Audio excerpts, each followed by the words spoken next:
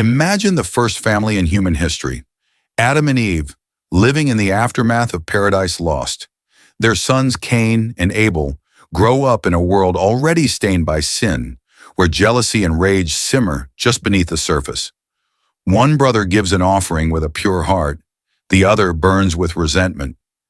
And then, the unthinkable happens, the first murder. But why? What twisted Cain's soul so deeply that he would raise his hand against his own flesh and blood? This isn't just an ancient tale. It's a mirror reflecting the darkest corners of human nature. Cain and Abel's story is one of the most gripping and tragic accounts in the Bible. Two brothers, two choices, in a single act of violence that would echo through generations. Cain, the farmer, works the cursed ground, sweating under the weight of his father's failures. Abel, the shepherd, tends his flock with quiet devotion.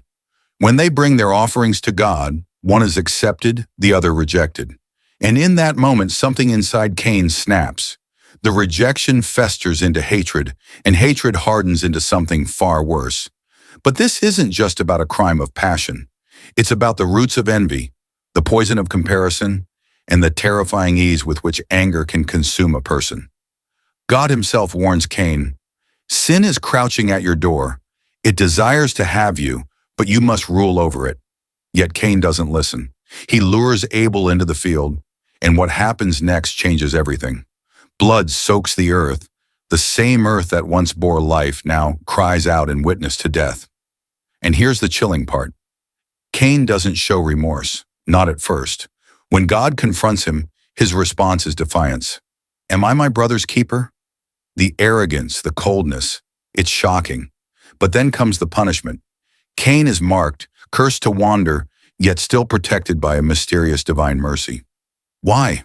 What does this say about justice, about guilt, about second chances? But the story doesn't end there, because this is just the beginning, the first spark of a cycle of violence that will spiral through the ages. What happens to Cain after this? Where does he go? And what does his legacy mean for us today? The answers are more unsettling than you might think. After Abel's blood soaks into the earth, the world feels different, heavier, darker. Cain stands there, his hands still trembling, the weight of what he's done crashing down on him. But instead of breaking, he hardens. God's voice cuts through the silence. "Where is your brother Abel?" Cain's answer is cold, defensive. "I don't know. Am I my brother's keeper?" It's more than a lie, it's a challenge, as if he's daring God to accuse him, and God does. The ground itself, once nourished by Abel's sacrifices, now rejects Cain. "The voice of your brother's blood cries out to me from the ground." But here's what's strange. Cain isn't struck down. He isn't wiped out in an instant for his crime. Instead, God pronounces a curse, but it's not what we'd expect. Cain, the murderer, is marked, not for death, but for protection. Anyone who kills Cain will suffer vengeance 7 times over. Why? Why spare him? Is it mercy? Or is there something deeper at work here? Cain's punishment is exile, forced to wander the earth, never able to settle, never able to escape what he's done. He leaves God's presence, but he doesn't disappear. He builds a city, he fathers children, his legacy spreads, and that's the unsettling part. Evil doesn't just die out, it multiplies. One of his descendants, Lamech, even brags about killing a man, echoing Cain's own defiance. The cycle is repeating. Meanwhile, Adam and Eve are left to grieve. They've lost 2 sons, one to violence, the other to exile. Did they see the warning signs? Did Cain's jealousy simmer for years before it exploded? The Bible doesn't give us those details, but we can imagine the pain, the guilt. They were the first parents, and now they're the first to bury a child. And then there's Abel. His blood speaks, but his voice is silent. His offering was accepted, but his life was cut short. Was his righteousness the reason for his death? Or was there something more in Cain's heart, something beyond mere jealousy? Some scholars suggest that Cain didn't just kill Abel out of anger. He killed him because Abel's goodness was a constant reminder of his own failure. The story leaves us with haunting questions. Why did God accept Abel's offering and reject Cain's? Was it the sacrifice itself or the heart behind it? And why did Cain's punishment include protection? Was it a warning to others or a test? The tension isn't over, because Cain's mark, his exile, his descendants, they all lead somewhere darker. The first murder was just the beginning, and the real question is, what happens when sin is allowed to grow? As Cain stumbles away from the scene of his crime, the mark on his forehead pulses like a warning, a sign to the world that this man is both cursed and protected. But what does that even mean? Is it mercy, or is it a deeper kind of punishment, forcing him to live with what he's done, to carry the weight of his guilt wherever he goes? The earth, once fertile under his hands, now feels like a wasteland beneath his feet.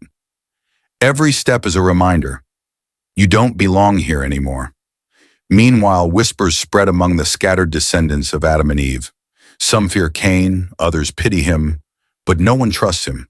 His own family keeps their distance, as if his sin might be contagious. And then there's Lamech, Cain's great-great-grandson, who takes the legacy of violence even further.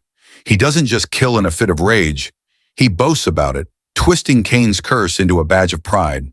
If Cain is avenged 7 times, then Lamech 77 times. The poison is spreading, but Abel's absence leaves a silent void. Was his death just the first domino in an endless chain of bloodshed? Some say his blood still cries out from the ground, a haunting echo of injustice. Others wonder, if Cain had mastered his anger, if he had listened to God's warning, could history have been different?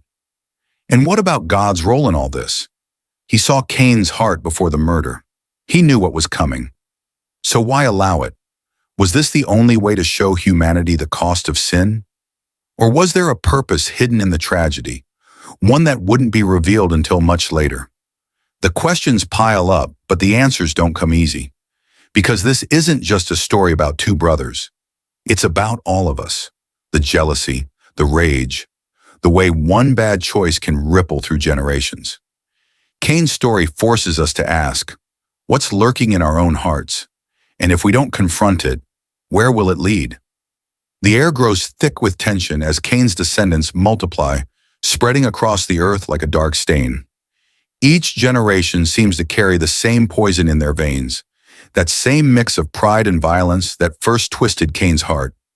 Lamech's boast still echoes through time, a chilling reminder that evil doesn't just disappear, it evolves, it adapts, it finds new ways to justify itself.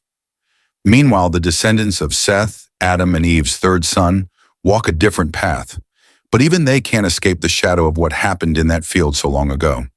Then comes the moment when everything changes.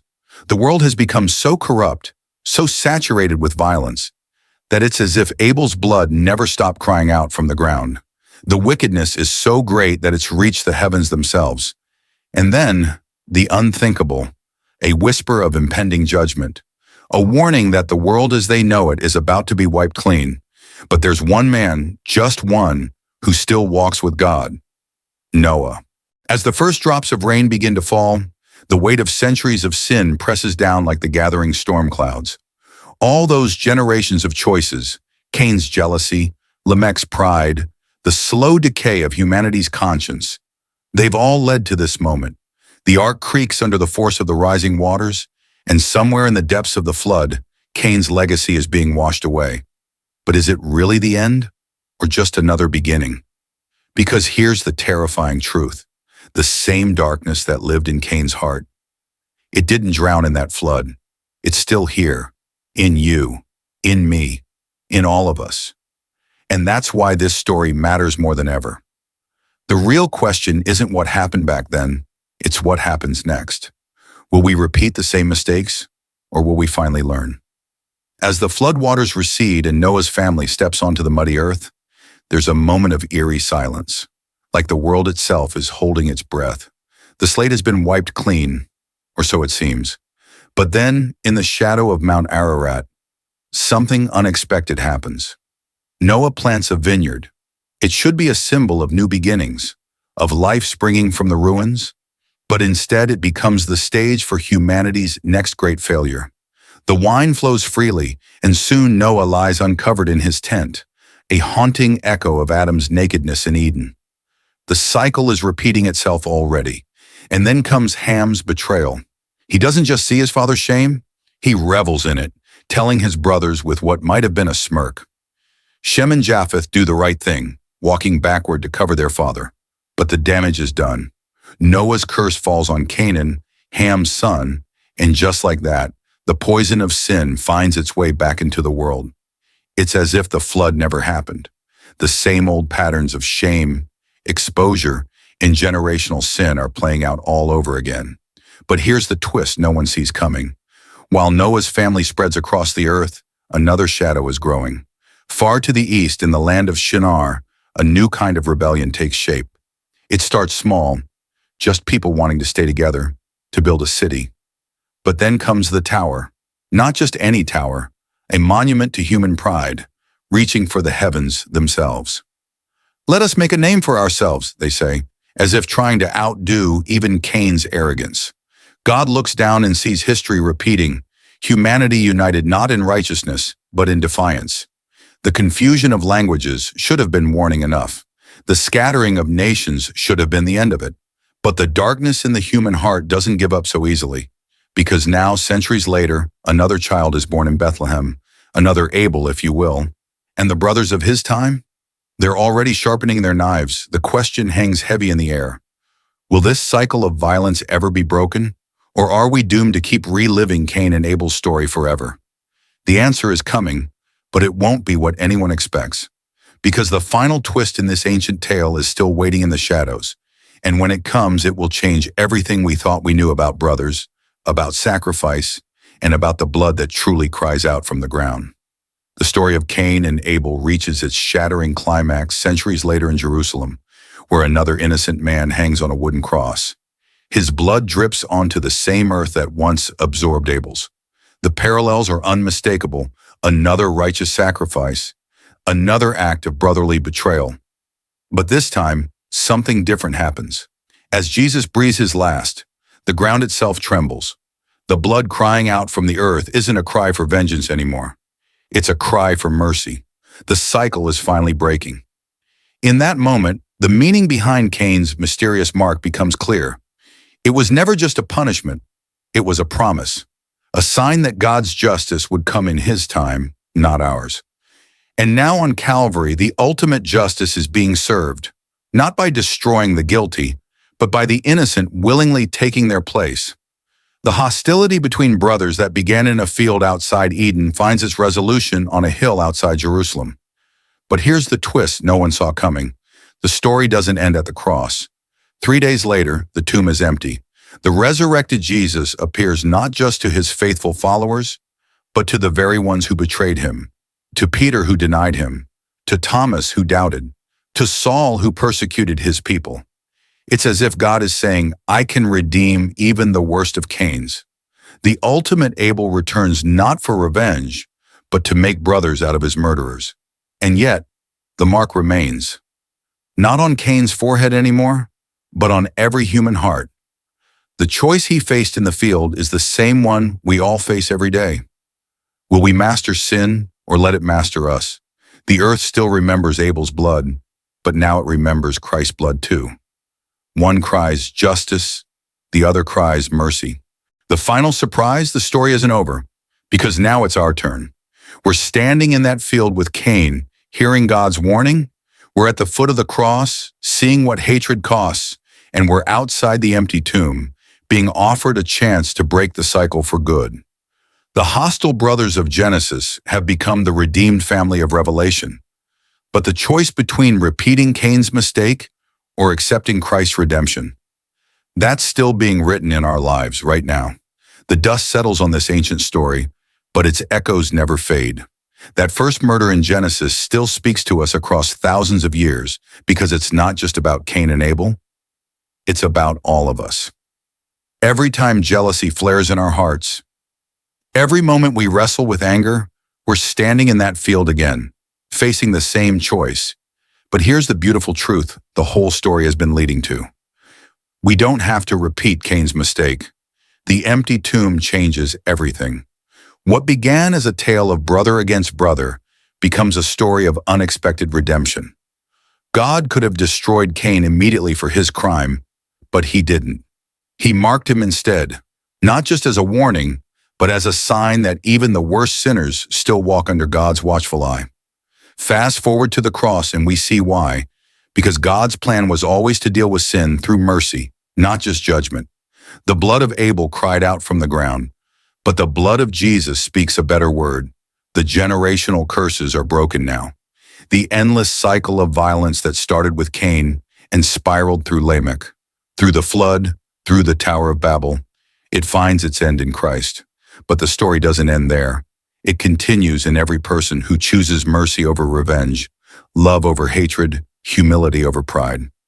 That mark Cain bore, we all have it, not as a curse, but as a reminder that our choices matter, that sin may crouch at our door, but we can master it. So what's the final takeaway? This isn't just ancient history, it's our story too. The hostile brothers represent the divisions in all our relationships, the jealousy in our workplaces, the anger in our families. But the cross stands as proof that reconciliation is possible, that no one is too far gone. The same God who saw Cain's heart sees ours and offers us a better way. As we close this chapter, remember, your story isn't finished yet. Every day is another chance to break old patterns, to choose the way of Abel's sacrifice without meeting Abel's fate. Because of Christ, we can offer our best to God without fear of rejection. We can love our brothers without jealousy. And when we fail, there's still grace. That's the unexpected hope hidden in this darkest of stories. That no matter how far we've wandered, the road back home is always open. The first family's tragedy becomes our story of second chances. And that changes everything.